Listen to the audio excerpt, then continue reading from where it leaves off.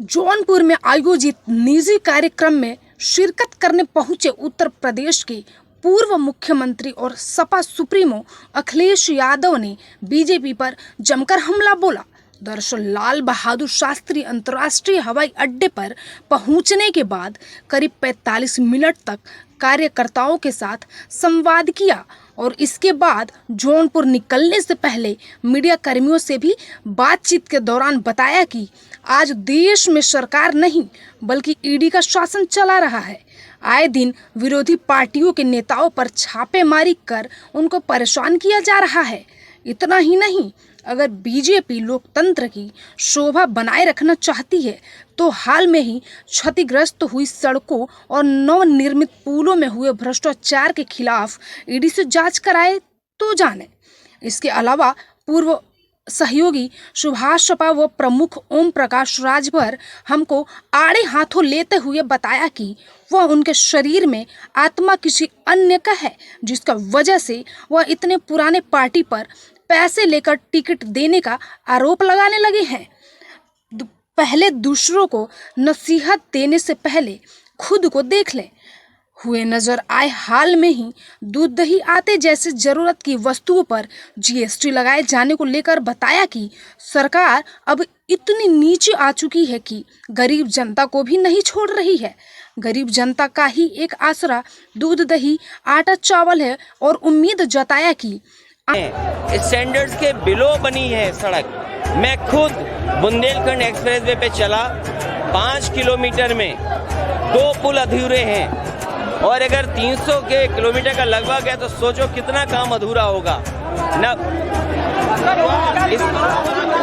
देखिए ये समाजवादी पार्टी और समाजवादी पार्टी के गठबंधन पर कभी भी समाजवादियों ने गठबंधन किए होंगे, नेताजी से लेकर के अभी तक कभी समाजवादी गठबंधन पे आरोप नहीं लगता था कि पैसा लेकर के टिकट दी जाती है। लेकिन जिस तरीके से ओम प्रकाश राजभर जी के साथ जब गठबंधन किया, आरोप लगा समाजवादी और गठबंधन पे कि यहाँ पर पैसे लेकर के टिकट दी जाती है। उन्हें अगर बीजेपी के साथ जाना है, बीजेपी के साथ तालमेल है और बीजेपी का काम है divide and rule. Divide and rule केवल ये नहीं है कि जातियों में बांटना, धर्म में बांटना। मैंने सदन में भी कहा था कि डिवाइड एंड रूल का मतलब ये भी है कि विपक्ष को बांट के रखें, विपक्ष के लोगों को डरा के रखें। हो सकता है कोई डर हो, बीजेपी की तरफ से कोई दबाव हो। आपने महाराष्ट्र में देखा, मध्य प्रदेश में देखा, बंगाल में आप देख रहे हैं, दिल्ली में आप देख रहे हैं। कांग्रेस की सबसे बड़ी नेता, क्या कोई कल्पना कर सकता है कि उन्हें भी ईडी बुला लेगा? जब कांग्रेस की लीडर को ईडी बुला रहा है तो ये संदेश बीजेपी दे रही है कि अगर उसके खिलाफ कोई बोलेगा तो आपको भी बुला लिया जाएगा। हो सकता है इसीलिए उत्तर प्रदेश का गठबंधन तोड़ा गया हो।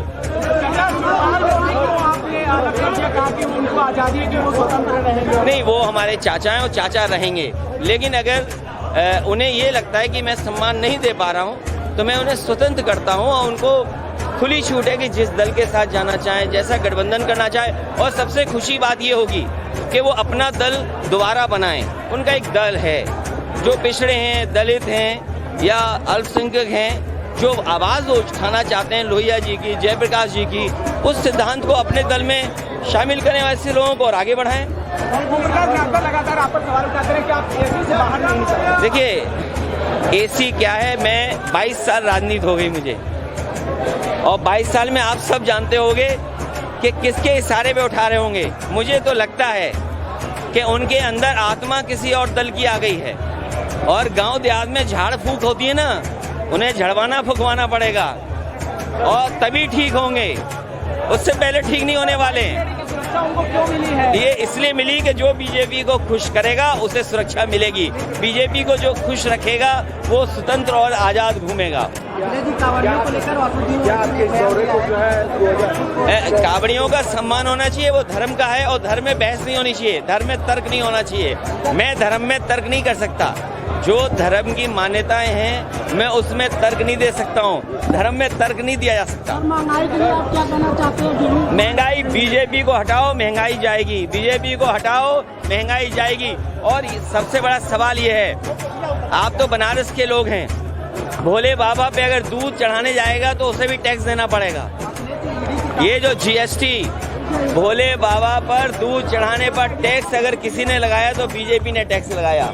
जन्माष्टमी आ रही है तो दूध दही मक्खन पे टैक्स लगा दिया। अभी रक्षाबंधन का त्योहार मनने जा रहा है, घरों में दूध से खीर बनती है, सब्जी आपके मिठाइयाँ बनती हैं, घी से अच्छी सब्जियाँ बनती हैं। जानबूझ करके जीएसटी लगाई। दिल्ली ने अगर जीएसटी लगाई है तो हमारे उत्तर प्रदेश की सरकार बीजेपी के उसने अनुमति क्यों दी जीएसटी लगाने के लिए? दूध दही पे जीएसटी किसी ने नहीं लगाई होगी, टैक्स कोई दूध दही पे नहीं लगा सकता। और गाय मर रही, सांड लोगों को मार रहे, ये कैसी सरकार है? सोचो। मैं बेरोजगारों से कहूंगा कि अभी दिल्ली का आंकड़ा आया है, 22 करोड़ लोगों ने फॉर्म भरा, कुछ लाख लोगों को नौकरी मिली।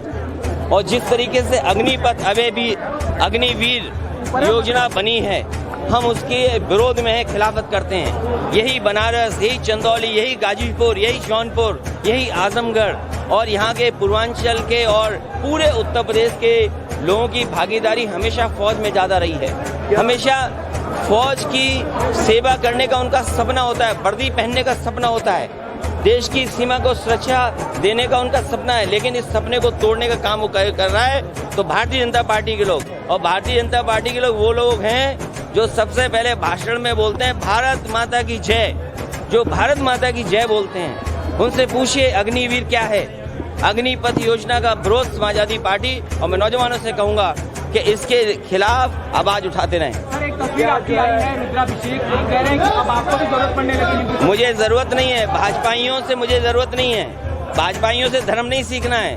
भाजपाइयों का धर्म केवल इस्तेमाल करने के लिए है। भाजपाइयों का धर्म है, अगर भाजपाई धर्म वाले हैं तो बताओ दूध पे टैक्स क्यों लगाया इन्होंने, दही पे टैक्स क्यों लगाया? जो बाबा भोलेनाथ पर चढ़ेगा दूध, क्या वो टैक्स वाला दूध नहीं होगा क्या? क्यों लगाया दूध टैक्स पर? आजमगढ़ और रामपुर में आप प्रचार करने नहीं गए, ये बात वो हमारी पार्टी का इंटरनल फैसला है और हमें भरोसा है रामपुर और आजमगढ़ पे आने वाले समय में दोनों सीटें समाजवादी पार्टी के साथ होंगी। कार्यकर्ताओं में जान फूकने के लिए आपका ये दौरा है सर पूर्वांचल। समाजवादी पार्टी का कार्यकर्ता बहुत मजबूत है, न वो निराश होता है और हमारा उनसे ज्यादा सिद्धांत मजबूत है। वो जानते हैं और उत्तर प्रदेश की जनता जानती है कि भारतीय जनता पार्टी को कोई सफाया करेगा तो वो समाजवादी पार्टी के लोग हैं। 24 में समाजवादी पार्टी भारतीय जनता पार्टी का मुकाबला करेगी और मैं जनता से कहूंगा कि जनता से अपील करूंगा, निवेदन करूंगा कि अपना वोट खराब न करें किसी और को दे करके।